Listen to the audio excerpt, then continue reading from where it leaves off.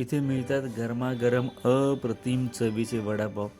अनेक वर्षाची परंपरा असलेले हे हॉटेल आहे. या वडापाव सोबत खायला मिळते ती ओल्या नारळाची फोडणी दिलेली चटणी आणि त्याच्यासोबत असते लाल मिरचीची सुकी चटणी. ही देखील टेस्ट जबरदस्त आहे आणि हे जे कॉम्बिनेशन आहे वडापाव आणि ओल्या नारळाची चटणी त्याच्याबरोबर सुकी, थोडं स्पायसी.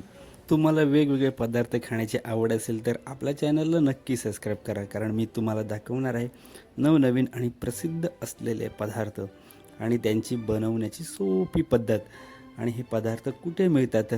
आम्ही दिलेलं वडापावची ऑर्डर तयार आहे आणि आत्ता आम्ही वडापावची टेस्ट करणार.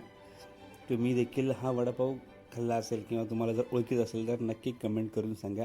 आणि पुढील हा वडापाव कसा बनवला जातो ह्याची देखील व्हिडिओ येणार आहे, तर नोटिफिकेशनसाठी नक्की सबस्क्राईब करा.